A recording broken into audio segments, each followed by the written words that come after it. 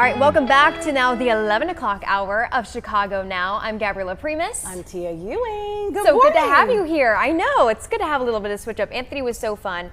He's always You're fun. much prettier. Oh, thank you. That's very No, nice of you. Anthony's So great. are you.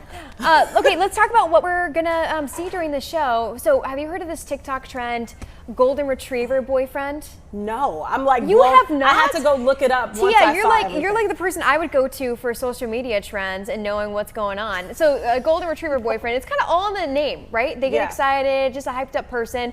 Well, there's also a black cat boyfriend that's trending. What are they like? More like subdued? I think so. Okay. So we're going to learn more about that topic and really make sure that we can then share the word for other people who are asking, because we're the social media peeps. And then there's people over 80 and their memories, they rival people decades younger than them. So we're going to have a Northwestern doctor join us and reveal what makes a SuperAger. And hopefully we get some good advice. So is that kind of like the 50 is the new 20 kind of vibe? I think so. I think it's how to grow old and still keep your wits. Okay. Yeah, and be youthful. Okay. Okay, Be youthful. That makes sense to me. Okay, so we got to talk about something that is really important, and that's the mRNA vaccines. And joining us right now is President Dr. Bobby Mukamala, who is with the American Medical Association. Thank you so much for joining us. Hopefully I did not botch your name this morning, and we appreciate you talking about this important topic. No, you got it pretty darn right, and it's great to be here with you. Thanks. Oh, good. Okay, so we're already off to a great start. Let's talk about these vaccines and why they are so important right now. Yeah, I mean, it's, there's vaccines for things that we get when we're kids, right? Like measles and mumps and things like that. And you don't know when you're going to get it, but it's good to have antibodies for it if and when you're exposed.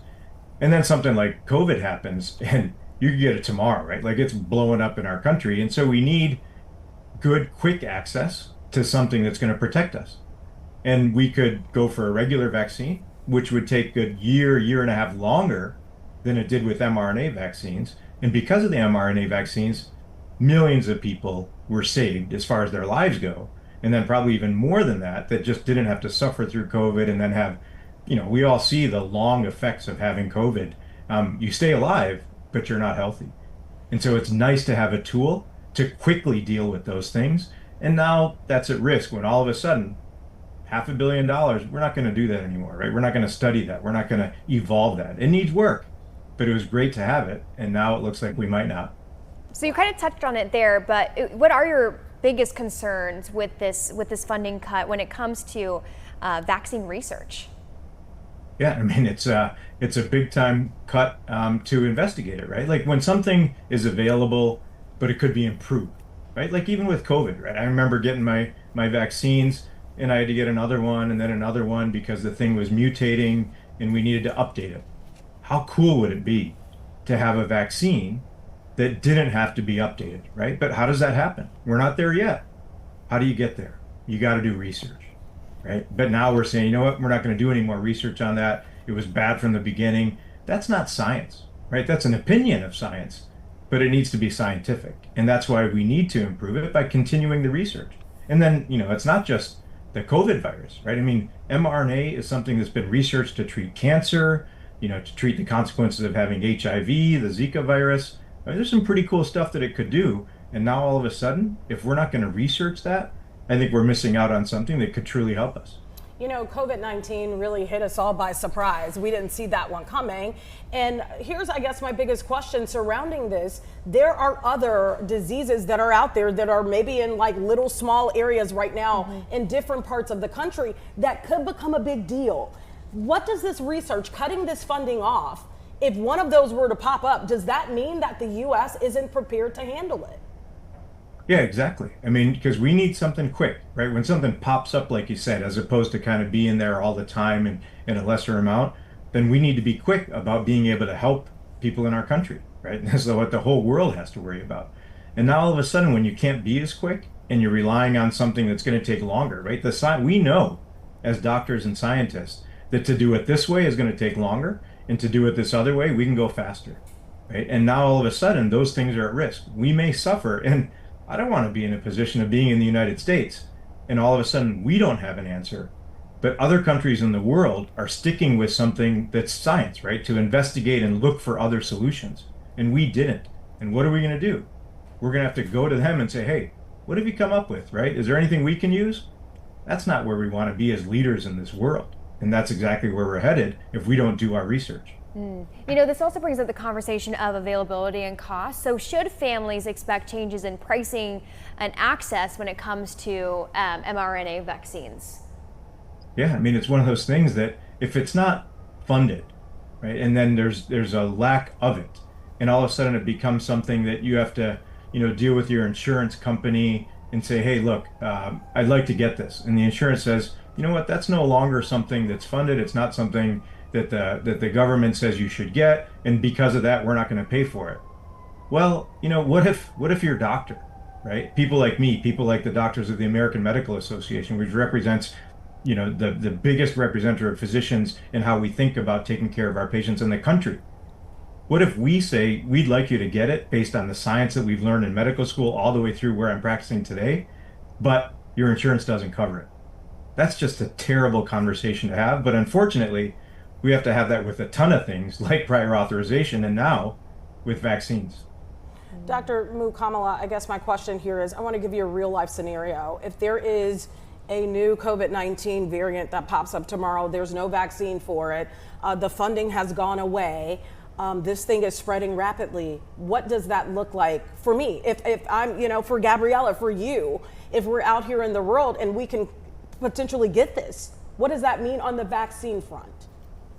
Yeah, if you could potentially get it, we kind of go back to the original way. Think about how we dealt with COVID before there were vaccines. Staying at home, wearing masks if we had to go out, all of that sort of restriction on the freedom that we want to enjoy in this country, right? And that's kind of the direction we're going back when we don't have something that can help you when you do go to work, when you do go to school, right? And that's the consequence of not having a vaccine.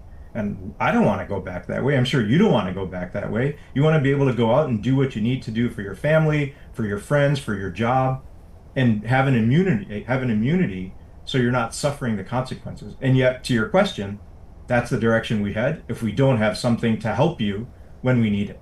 The American Medical Association is made up of all types of scientists, all types of professionals that clearly know science better than anyone in the world in medicine. Here's my question. Why has that body, that group of people, been excluded from the new federal advisory group? Is there any indication as of why? And then who has been replaced? Who's there now? Yeah, well, so the second part of your question, no idea, right? It would be wonderful to have the background to say, okay, yeah, this person has exactly what we would like to see, the research, the life experience, the professional experience to be able to do this well. But what are the consequences for, taking everybody and showing them the exit door and not knowing who's going to replace them? We have a lack of science behind the decisions that need to be made with science, right? And I can understand sort of questioning, I'm not so sure, should we do this, should we not do that? Who do we ask, right? If I got a lump in my neck and I got to figure out, well, do I do this or do I do that? I go to my doctor, right? And so all of a sudden, to have people like from the American Medical Association that publish, in the previous hour you referenced the Journal of the American Medical Association, otherwise known as JAMA, right? This is our science that's out there. But now all of those opinions are shown the exit door and we have no idea whose opinions are replacing them. It's just not a good direction to go for the health of our country. So doctor, what can patients, parents do to stay informed, if AMA is no longer part of this vaccine advisory conversation? Yeah, so if we're not, sending this out from a central, intelligent, hardworking group like used to exist in Washington, D.C., where does that leave us? I live in Flint, Michigan. If you're in Chicago, you go to your doctor, right? And you say, hey, look, I noticed that the recommendations, they're not really coming out with any. We don't know what's going on there. We saw this news segment on Fox, and we've learned that, we should go see somebody. Who do we see? See us. See your doctors, right? But the question is, if you don't have leadership, if doctors don't have guidance from the people that sit down and talk about this every day, then we're relying on our training and whatever we get from our own specialties, which is important. But the more knowledge, the better, right? And that's what we don't lack. So what I would say to patients, talk to your doctor, you guys will do the best you can in the consequence of this sort of decision in Washington, D.C. You know, how frustrating is this? You're the president of the American Medical Association. I'm sure that took a lot of work, a lot of studying throughout your life to even get to this point that you're in. How frustrating is it to be at this point? You know, it's very frustrating. And the reason is, you know, I dedicated my career to healthcare in this country because I want to see us get healthier, right? I want to see us live longer, healthier lives. And there are a lot of things we could do from where we are to go in that direction. But to take a backward step like this, to take several backward steps like this, it's disappointing, right? I want to take us forward, right? The American Medical Association wants to improve the quality of life from where we are here, not go backwards and try to get back to where we are here, right? I mean, it's a step forward that we want, not a step backwards. And yet, that's kind of what we've been dealing with lately. Do you have hope that you guys are going to be able to get back on track? Well, I have hope because of conversations like this, right? I think when our patients, when our communities, when our states, when our country knows what a doctor's perspective is on something, and we can share that knowledge and let them know, hey, you know, this is a problem. We think you should talk to your lawmakers, you know, talk to your friends. Let's get the community, let's get the state, let's get the country going in the right direction. I think that will have influence, right? It's because of conversations like this. So thank you for having more ears hear the opinion of the American Medical Association. You're very welcome. I just find it interesting that the American Medical Association has kind of been more of like a research body in some ways. And now it's almost like you have to shift to kind of like an advocate. I mean, you've advocated anyway, but it seems like that because of the state of affairs in our country, it's more of like an advocate role in some ways. Is that kind of how you see it? Yeah, I mean, so we have the knowledge when we get together in Chicago every summer, and it's the group of all sorts of specialties and all sorts of states that come together to create that policy, and we share that policy with the rest of the country.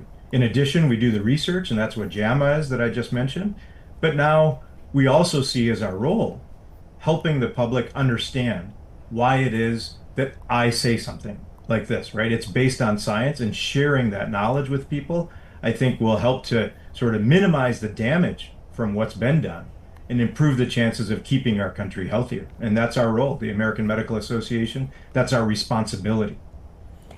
Doctor, do you think it's a little unfortunate maybe, you know, if we keep on this track that it won't really be a conversation piece, or, you know, people probably won't be talking about this in everyday life until there is something that needs immediate action, right?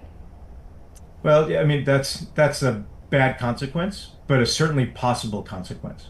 But we're all about prevention, right? I mean, we would love to keep people healthy so they don't end up in the hospital. How does that happen?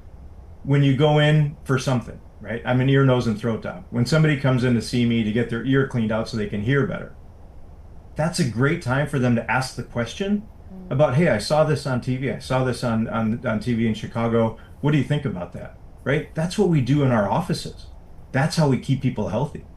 And I think we need to make people more aware of being able to ask that question of their doctor, have more doctors available to be able to answer those questions, and focus on preventing disease just as much as we do on when disease hits you, right? And hopefully in a generation, the prevention will make us a healthier country instead of a sick country that gets saved, right? We would love to prevent disease. Anyone that's watching right now, doctor, if they want to go someplace where they can see, you know, a collective mind of doctors coming together and giving this kind of advice and talking about these subjects, where can they go? You know, honestly, it's like turning on your TV and listening to the exact conversation we're having. It's like looking for the things that the American Medical Association puts out there for the public to listen to, right? To learn from. And that's out there, right? And so I would just Google American Medical Association and this year, put Bobby in there, right? And see what pops up. And you'll see our opinion on so many things that we want to keep this country healthier. We want to help the people that are watching and listening to be healthier, and sort of be the counter opinion based on science for what tends to be coming out of Washington, D.C. right now. Yeah, Very interesting conversation and topic. We could keep talking about this we really because could. There's so much to it. Dr. Mukamala, we appreciate you coming on the show this morning, and thank you for really, giving our viewers a perspective that I think they need, and really slowing down the conversation to talk about something that is so important. We definitely appreciate you today. No, I appreciate you covering it. We'll see you in June when you come to visit us at the American Medical Association meeting. We'd love that. Thank you, Doctor. All right, thank you so much. Yeah, that was a very definitely needed conversation to have. I know we have a lot of fun on this show, but sometimes we need to slow things down and give people, the real conversation about things that are going on in the world that, you're talking about at work, you're talking about with your friends, but maybe not having an expert to kind of break it out, which he was. Yeah, so. or it doesn't come up in conversation just yet, because nothing has technically happened, which makes it even more scary. So I'm glad we get this kind of long format platform to talk to an expert like that, Doctor. Yeah, and get your wheels turning. We are going to switch gears just a bit. Big time. This is that trend that the Tia Ewing didn't know about yet. And I'm wearing black. Topic. Yeah, we're talking about Black Cat Boyfriend Summer. It's opposite than Golden Retriever Boyfriend, which I've heard of many times. So we're going to have kind of an expert come on to talk about that trending topic. You know what I realized? I'm a SuperAger because I have no idea what we're talking about. We'll have it, like Gabby said, right after this break. We'll be right back. I don't know. I don't want it to be a Black Cat Boyfriend Summer, I don't think. Okay. Well, I mean, you're engaged. I'm married, so we don't have to deal with it. Yeah, but we watch our friends when we go through it or see TV shows and stuff. True. It's the opposite of the sunny, eager Golden Retriever boyfriend that you've heard of before, which is more my type, I have to say. But we're going to be learning more about it because you might have heard of this Black Cat Boyfriend trend going on TikTok right now. It kind of means, I guess, moody, mysterious, maybe a little emotionally unavailable. Okay, so somebody you should avoid. Maybe, I guess, but we're going to break it down. Well, I'm not. Amy Morin is. She's a best-selling author and psychotherapist here to unpack the psychology behind the Black Cat Boyfriend Summer. Amy, what does this mean? I think I know, but really I think you're the person to really let us know. Well, traditionally on sitcoms and the conversations and the things that we see in movies, we have talked more about the Golden Retriever boyfriend, which is the stereotypical, incredibly affectionate, playful, positive person who's excited to see you, and you know exactly how they feel. Well, lately, the Black Cat boyfriend's been having a moment on TV. And these are more of the mysterious, independent kind of people who might even be described as a bit aloof. And you don't really know how they're feeling. And it's brought up all these conversations on TikTok from people who are talking about whether you can draw them out, help them become more vulnerable. You can figure out how they're feeling, whether there's some fun in trying to figure out what's behind that mask that you see. So, Amy, I got to ask you, because the first thing I see when you say Black Cat Boyfriend is I see red flags. Would you say that this is someone that people should avoid, or is it fun to give it a try in the summer? Well, it simply might be somebody who's a little bit more reserved. They're not going to run to the door to meet you like the Golden Retriever boyfriend who's incredibly affectionate. It might just be somebody who's more of an introvert. And that's definitely not a red flag. That's an incredibly positive personality trait in many ways. But there's a difference between being a little bit more reserved and being emotionally guarded to the point that you don't show any emotion, or that you aren't going to be expressive, or that you're completely emotionally unavailable. Those would definitely be the red flags to look out for. Amy, I don't want to put you on the spot, but I kind of want to visualize this person. Are there any characters on popular TV shows right now that would be described as like a Black Cat boyfriend? Well, in terms of like relationship in general, people have talked about that perhaps Travis Kelce is the Golden Retriever and Taylor Swift might be a bit more of the Black Cat in the relationship. And certainly in a lot of today's shows where they have the emotionally unavailable person who seems a little bit guarded, that's the Black Cat. So are these like just, like trendy, I guess, descriptors for people? Because, we've had the hot girl summer. We've had the soft girl summer where, women want to be, treated to this, Cream girl summer. Yeah. So is this like a trendy way of like labeling people that you may consider getting into relationships with? It is. It's kind of a shortcut to say, I'm just going to describe somebody's personality trait and this one label sums it up. So then we know, oh, that's the Golden Retriever you're talking about as opposed to the Black Cat. Obviously, these aren't cut and dry personality traits. Most people don't fall into one category or the other. And in fact, I've seen some people on social media kind of making fun of this too, where they describe their boyfriend as more like a grumpy golden retriever. Or they might say, I thought my boyfriend was a golden retriever, but he's actually kind of more the black cat in disguise. So people realize that most of us don't fall into these nice, neat categories, but it is an easy way to say, this is how I would describe my personality, or my personality traits make more sense when I describe it this way, or this is an easy shortcut to talk about how we fit together as a couple, or even in friendships or sibling relationships. I've heard people use these terms to describe how two people get along or don't get along, or how they might clash in some ways. And people understand what you mean when you say these things. Yeah. So it shouldn't really be offensive, right? But I will say, if someone called me, oh, you're a black cat girlfriend, I'd be like, what do you mean? You know, I'd get offended. But it's kind of just, you know, your personality type. You're not the golden retriever, and that's okay. And your preference. And your preference. Yeah. Yeah, there certainly are ups and downs to both, the pros and cons. Sometimes the golden retriever can be a bit much for a lot of people. They're kind of people pleasers, so it's not all good about them. And same with the black cat. There's pros and cons to them too. Sometimes they might just take a little longer to get to know, but on the flip side, they might be a little bit too aloof for some people too. You know, I'm always shocked about what really takes off on social media and what people really gravitate to. I'm like, why that? Why are people so interested in that? Why do you think this has really exploded on social media?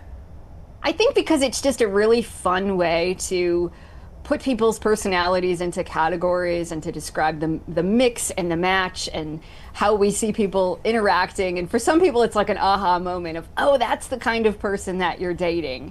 And for other people, it's just a way to say, wait, I don't get it. Explain this a bit more to me. So I think there's some mystery and intrigue, kind of like in the black cat personality. And then there's also some fun and excitement, and it's just a new way to describe things that we've been talking about forever, like personalities and relationships. You know, I've only seen it maybe like a couple of times going through my feed, like this black cat boyfriend. But how are they using it really for social media? Is it showing different couples, like you know, a clip of one golden retriever girlfriend, say, and then the black cat boyfriend? Or is it more than that, where they're picking people on the street and calling them, okay, would this be a black cat boyfriend? So, yeah, they are definitely looking at TV shows and picking out who fits into which category. But also some people are handing out tips for how do you handle a golden retriever boyfriend, or how do you take a black cat boyfriend and sort of draw them out of their shell. Here's 10 things that worked for me. Here's what doesn't work. Here's why the matchup between a golden retriever and a black cat can be incredible, but here are some downsides to it. So people are really having a lot of fun with it.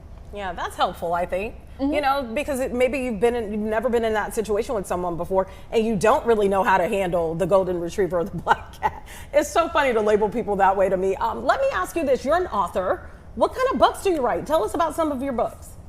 Sure. So my first book was called 13 Things Mentally Strong People Don't Do. I like to talk about the habits and the behaviors that keep us stuck and stop us from developing mental strength.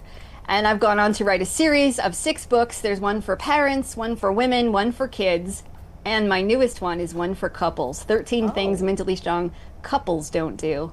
Interesting. Is that for when you're in a long-term, like you've been in a long-term relationship, or a marriage, I should say, or is it good for someone who's maybe just getting married to read too?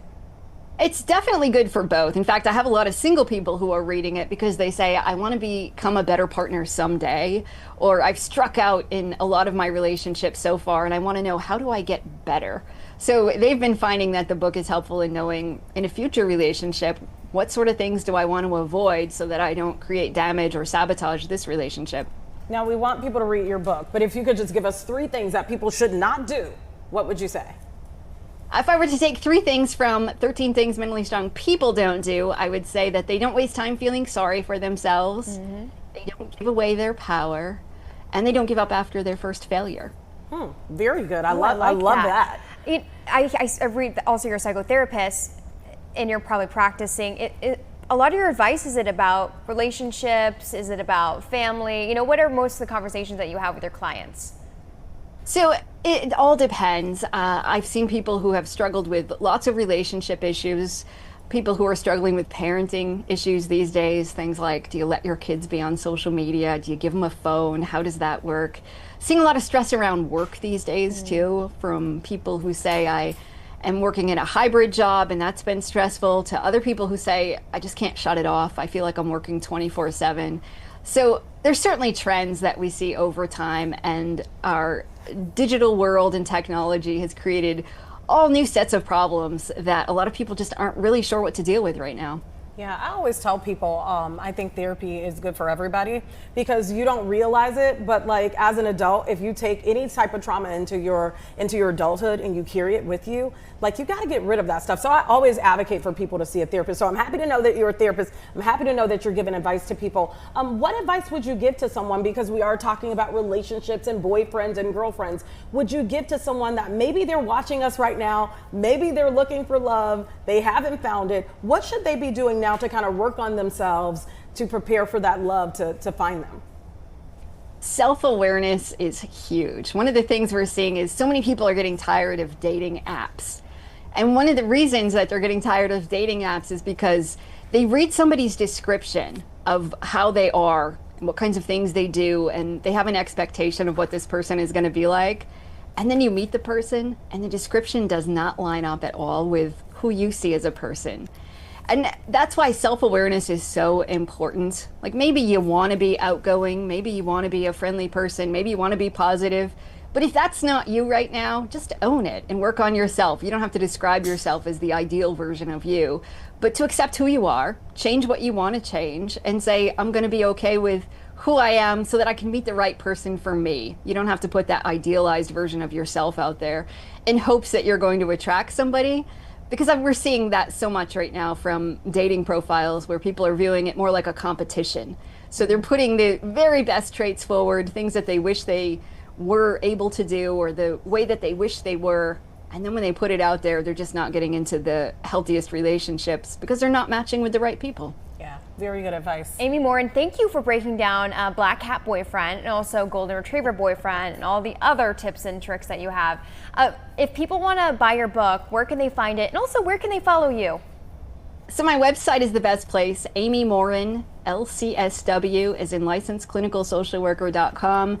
And my books are available pretty much wherever books are sold. Perfect. It has been a pleasure getting to know you. Thank you for all the love advice, all the life advice. We appreciate you. Thank you. All right. Yeah, it's always good to talk Amy. about relationships. Yeah, and I'm glad you asked her the three, pieces of advice that she has in that book that we could bring, because that's a good teaser. It is a good teaser. It's an interesting book. I might have to give that a read. All right, we have another topic coming up. The SuperAger. I'm transitioning out. The SuperAger is leaving the set.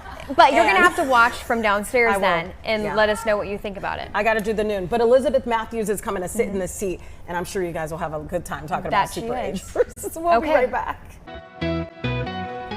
Welcome back to Chicago Now. We have a new person in the house, Elizabeth Matthews. Thanks for joining me. Hi, the little IFB in my ear was very loud. Oh, sorry. And of course, I was like screaming in her ear. Hi, thanks for having me up. Of course. Okay, we're going to talk about some trending topics together. Yes. We like to scour Reddit sometimes and come up with some topics just to talking chat about what other people are talking about, see their comments, because they're always very interesting. Yes. So first, we're going to talk about what movies best represent Chicago. That's one of the conversations that's happening.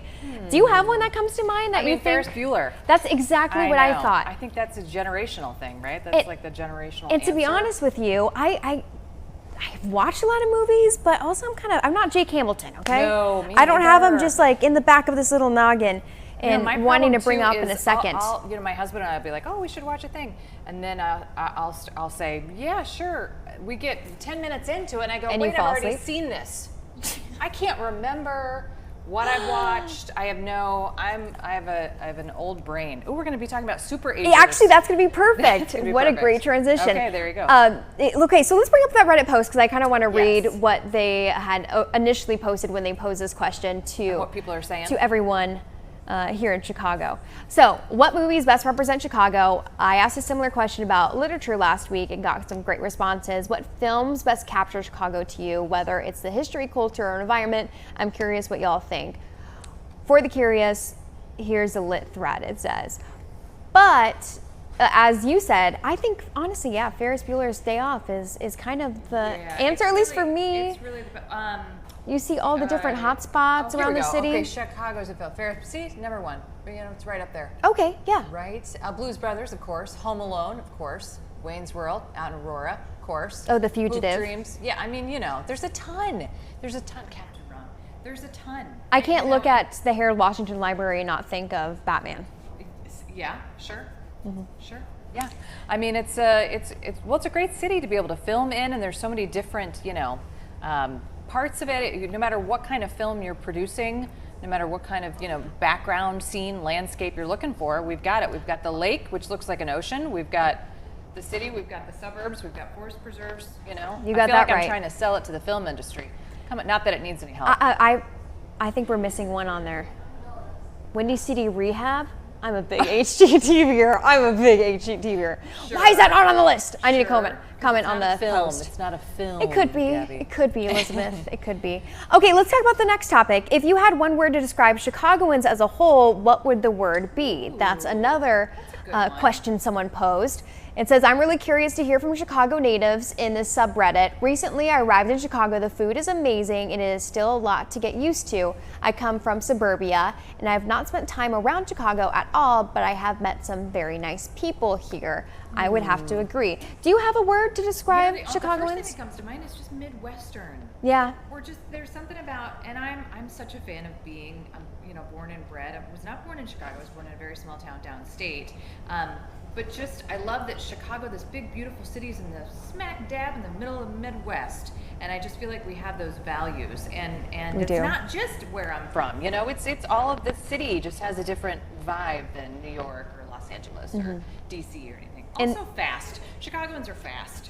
They are. They get stuff done. Yeah. I would have to agree. I would say hardworking, and that sounds so cliche, but I would say I have a lot of family in Southern California. I spent some of my life in Southern California, and yes, there's great people there, specifically San Diego, I guess. LA, very superficial, I will say. Sorry if anyone's watching from LA, but I will have to say, for the most part, in my perspective, yes, it is true. They are very superficial. San Diego, they try to act like they're not superficial, but they are, okay? You see through it. A lot of other places around the country as well, I think they value a lot of mommy and daddy's money, and I think that Chicagoans, they appreciate someone who worked hard for what they have. After it, fast, quickly, with Midwestern charm. Exactly, exactly. That's what we tell ourselves. Okay, so one more trending topic, Taylor Swift and Pillsbury. Did you ever think What that is they were this? going to have kind of like a collab? Do they have a collab? So- You got to school me. I don't know what's actually going on. yesterday we had a whole segment Okay. with Chris Kay and with Marissa Rubino here at Fox 32, and they broke down the Taylor Swift happenings. Okay. Pretty much on, what would that have been, Monday night, she pretty much dropped that there was going to be a new album. Okay, I knew that and part. they blurred out the album cover and all that kind of jazz. Okay. So Pillsbury took it upon itself to, hey, we're going to do kind of the same thing. Oh, but they gave the reveal. It is their new That's fall cute. flavors. Of course, you have Ooh. the pumpkin cookies. If you have kids, you know exactly what these suckers are. Kids and adults alike. Well, that's true. Right? They You are have so to- good. When you're scrolling, you know, going through the, rolling through the grocery store, and you see the package of, you know, pumpkins or Christmas trees or whatever it is, you got to pick them up. They It's go like, crazy. It's part of the season. They go crazy. I will say that those are only good, sorry Pillsbury, but for the first like 3 minutes of being out in the oven. For sure. Well, After you they get eat them hard. fast enough, so it's fine. Yeah, that's true. Otherwise, you just make your own. But then they don't have the cute little imprint, you know? Exactly. Okay, so we That's have, a cute little collaboration. we've been talking, T and I, and now you even mentioned it, what makes a SuperAger? So, well, I hope I do.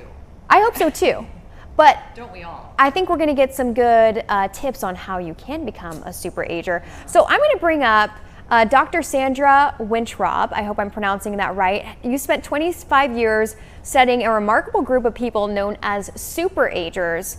So pretty much, Elizabeth, they're individuals over 80 whose memories are as sharp as people 30 years younger. Well, then clearly I am not a SuperAger when I can't even remember what movies I watched of the past 10 years. But do you have people in your family, or at least like in your community, someone you run across before and you're like, and they're older and you're like, wow, they are really sharp? Yes. Okay. Sure. And what's the key? I think just using your brain, right? Like It is. constantly, you know, a coworker and I were just talking about this. His mom's 81 and does Wordle, every day, puzzles, riddles, reads. You have to keep that brain active. You have to. And now we have tools like ChatGPT, who that answers like pretty much every little question that we have. We just are able to just for our brain. Hang out, watch Netflix. Don't even have to really think about what we're going to be interested in because the algorithm has it figured out for you. Right. It's really sad. I think she's probably coming up. There we go. Dr. Sandra Weintraub. Is that how you pronounce your last name? Did I get it right? It is. Oh, well, we're so happy to have you. So what is the secret? Is it luck? Is it lifestyle to become a super-ager? Genetics? Okay. You cannot become a super-ager because part of it is genetic, part of it is what you get in your brain, what you inherit, its molecules, and part of it is also lifestyle. So superager is a term that we actually invented at Northwestern because we were interested in trying to find a group of people who were over age 80 and who had memory function like younger people. We all know those people. They're in our lives. People like, I like to think of Queen Elizabeth and Tina Turner, who are really sharp until the very end. So we defined superager.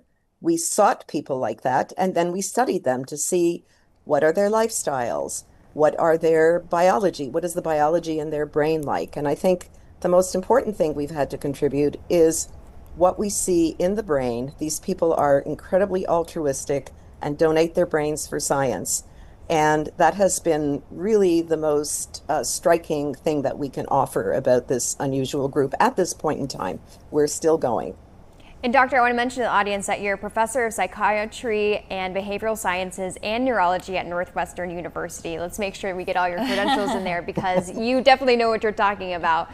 What are some of those? You said you kind of look for these traits, you look for this background. What are some that you're running into that seems like across the board it kind of makes you maybe a superager? Common denominators, if you will. Exactly. Yeah. It's so we know that in general, like if you take large groups of people and you study their habits, we know that exercise is good for you.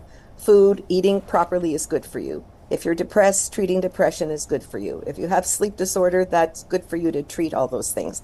But if you do all those things, are you going to be a superager? Not necessarily. But you want to make sure you reduce as much risk as you can because we know those things have an impact on brain aging. One thing we learned about superagers is that if you've seen one superager, you've seen one superager.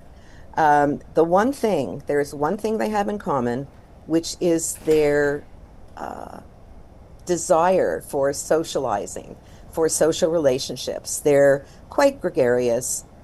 They really value interpersonal relations, but that's really the only thing. There doesn't seem to be a special diet or any kind of regimen that they all follow. Do superagers seek out other superagers? Yes. There's like some kind of tingly attraction. I'm laughing because those who have, we have a very highly selected group. We've defined what a superager is, so we're going to get only those people that fit those criteria. And then when they join our study, they said they want to meet each other. Mm-hmm. So we had a party for them. The first superager party, I think, was in 2013. And they insisted on having an orchestra and alcohol and wanted to meet each other. And so this is a very prominent feature that the superagers share is connection, social connection. How young is your youngest superager? Okay, so here's where the definition comes in. By definition, you are not even qualified to be considered a superager until you are 80. Okay. And I know that the term superager has been overused by, I'm glad that people love studying superaging, so it's going beyond Northwestern. But some definitions of superager are different than ours. They could be a 50-year-old who is like a 20-year-old. But that's not our definition. So you'll have to wait until you're 80 so we can figure out if you're a superager. We got a couple you have- years. yeah. We got a couple years. Especially me. I'm pretty close. Yeah, not as do much we- for me. Thanks a lot, Gabby. Doctor, do we have a lot of superagers running around Chicago? No, and we don't Oh. know. I should say we don't know. okay. I mean, we had to interview something like 300 people to get 30 who fit our criteria. Now, I want to say that our criteria are limited to memory, and the reason we pick memory is because older people, that's the thing they complain about most.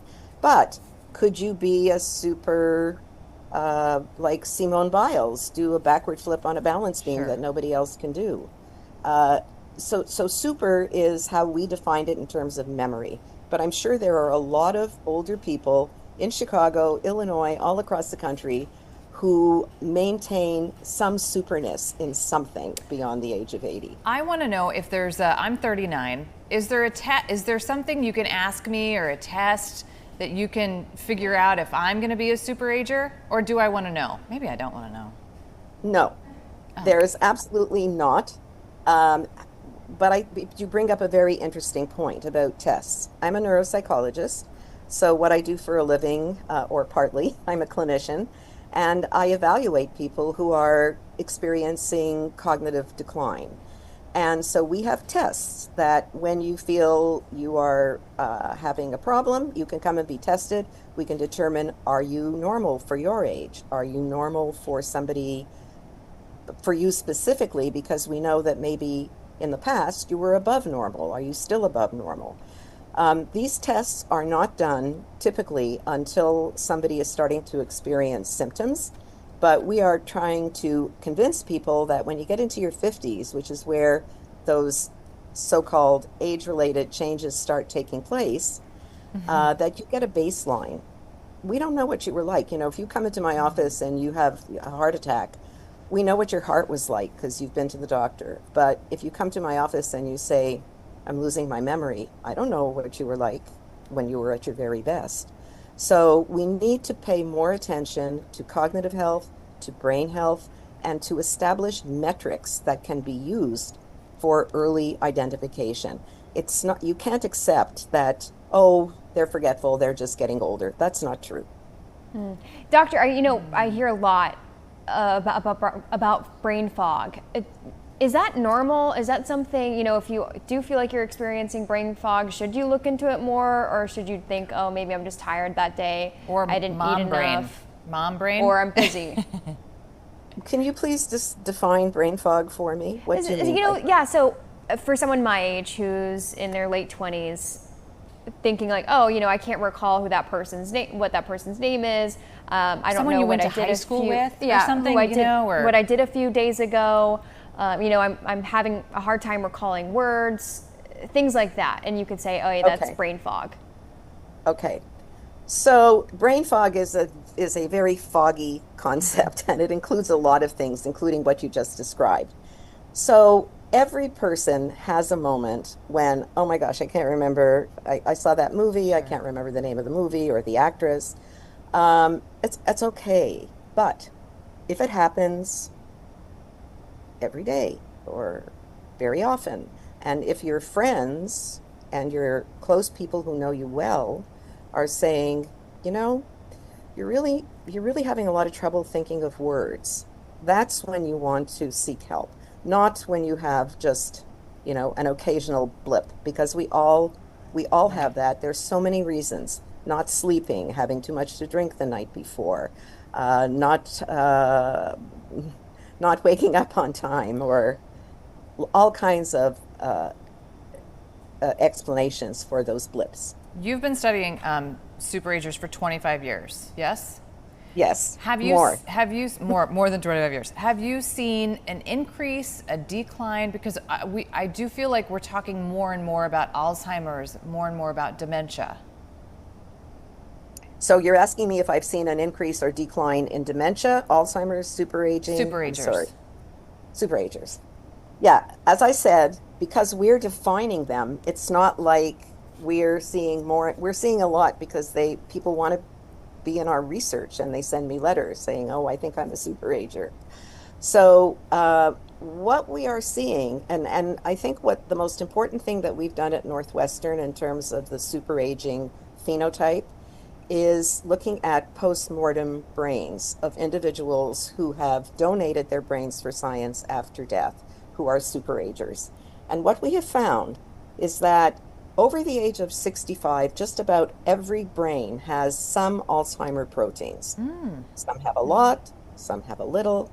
What we noticed, actually the first superager brain we ever studied, I think it was in the 1990s, had one neurofibrillary tangle. And we thought, well, we've discovered the secret to superaging. It's that you don't have Alzheimer's in your brain. And the next brain we got looked like a brain of somebody who not only had a lot of plaques and tangles, but who also had the dementia that accompanies Alzheimer's disease. So we thought, okay, there are several pathways to superaging. One is that you don't make these proteins. The other is that you make them, but in some way you're resistant or resilient to them. So the Alzheimer's story, I think, is we're continuing to really try to figure out what does that mean in terms of the biology of what's in your brain and how much reserve or resilience you have to withstand it. What's it worth it to a person to know that you're a superager? Why is it important that I might know that? Other than, I don't know, hopefully some sort of sash or badge or something. It's just a pride of being of knowing that your memory is so good and being in this group of people. There's probably nothing else, and feeling like you're contributing to something you really don't know a lot about. So over these years of talking to superagers, can you go into a crowd and be chatting with people and kind of identify, hey, wait a second, you might be a superager? Oh, that's a really excellent question. Me personally, yes, because I've been studying this for so long. But that doesn't mean that they are going to be a superager until I test them and they get a particular score on a memory test. So they could be very gregarious, very friendly, very outgoing, but they may fail my memory test. I'm going to tell you right now, Doctor. Elizabeth, me, Mike Kaplan in a room, I think you could probably point out the superager, and that would be for sure Mike Kaplan, our meteorologist. I'm going to tell you right now, I'm putting him at the top of the list for superagers that I know personally. Are you calling Kaplan old? No, I'm not. No, he's not at that point. No. He's definitely not 80. He has to be 80. He's not 80. So when he does turn 80, then he's though, not a super. He may be heading towards superagedom, but he's not yet. Doctor, can you do me a favor when he does turn 80? Can you have another one of those parties? And can you invite him? And then can I bring a camera? He's gonna go crazy. Yes, but first he has to pass our test. He will. Actually, we promise you he will. He might end up being a normal ager, which is fine because we have superagers and we're going to compare them to so-called normal agers, which is what happens on average to 80-year-olds. My money's on superager. You take 1,000 80-year-olds and give them a test. The average is going to be 5 out of 15. Wow. If you look at the amount of variation around the average, in 20-year-olds, it's about this big, and in 80-year-olds, I don't know if you can see my hands, it's about this big. And so it means that those at the very top of the average range for an 80-year-old are really like much younger people. So if Mike meets that criterion, then he's a superager. But if not, he's a normal ager. He's a superager in our book, Doctor. We appreciate your time so much. What an interesting conversation. What an interesting line of work. It's very impressive. Thank you so much. Thank you for having me. And we are at Northwestern very excited about this work. And I think we're going to hear a lot more about it. And I think a lot of more people are going to know about these superagers coming out. Very cool. I hope to be one. I'm going to try to train my brain. We'll do everything you can to reduce your risk. That's a good place to start. Okay. Yes. Thank you so much for joining us. We really appreciate your time. You're very welcome. Thank you. Okay, have a good Bye-bye. day. Oh man. Okay, our answers. We now have our answers. We know what a superager is. Yeah, and now and I have my answer that I'm not going to be a superager. I'm sorry. Nope. I don't even have any excuses. Oh, I guess I could have a little bit of a lack of sleep, but Yeah. maybe that's why I can't don't recall know. And very she said simple things. A little bit of it's genetics too, so I don't know. Can't help it, right? Well, I want to make sure that we have a little bit of time to talk about a new show that you are starting. It is called Chicago Live. Yes, Chicago Live, and it's actually done right here in this very studio, this very cold, chilly studio. Tell us about it. Chicago Live, it's going on at 1 o'clock. Do we need to go to a break? We need to go to a break. All right, so more about Chicago Live right after this. Welcome back to Chicago Now. We were rudely interrupted by a break. We were trying to talk about Chicago Live. And Liz, I want to get right to it because I know we only have a couple of minutes, but what can people expect with the show? Yeah, so Chicago Live comes on your Fox local app at fox32chicago.com and on the our YouTube channel at 1 o'clock. It's 1 hour long, and you'll see me standing at a desk and talking about what's going on right now in Chicago. So it's Chicago Live. So if there's anything going on live in that moment, we want to bring that to you. That's kind of where we feel like, that early afternoon hour, there's really not a lot of news on, and there is stuff going on. So we wanted to find an avenue, find a way for us to get that to you, but in the most direct way. So you'll see me or if it's something national, we try to keep it either Chicago or in the suburbs, but if there is something big going on, nationally, if our president's having a press conference or there's a big press conference going around or going on in the nation, we'll take that too, or we'll have, it's a lot of news, it's a little bit of weather, of course the Chicago Bears, we got to talk about the Bears a lot because that's, we are the home of the Bears. But yeah, every day, 1 o'clock. And will you have still some like lighter local stories going on too? It's news. Our focus really is on news. We get to have a lot of fun elsewhere, don't we? Like on this show, this is a lot of trending topics and that kind of stuff. But it's not really a talk show. It's more radio show. It's kind of more of let's get down to the nitty gritty. It's also where we can have guests come on and I can talk to them for several minutes. We don't have to wrap up, and oftentimes in news we have a kind of a schedule to kind of meet, and this is a little more long format, we can breathe a little bit more on this show. So it's great. You guys should tune in. 1 o'clock, Fox local app, fox32chicago.com, YouTube channel. I'll be there. You be there too. I'm really excited for it. Yeah, it's great. Do you think is it going to be immediate? Like maybe news breaks and it's going to be a little easier for you guys to be able to bring on maybe Just a guest? Depends on what's going on. Okay. But I think that's all we have for Chicago Now. Yes, I'll see you in about an hour. Huh? Yeah, have to watch Thanks for having me on. Chicago Live. Thank you, Elizabeth. Bye, guys.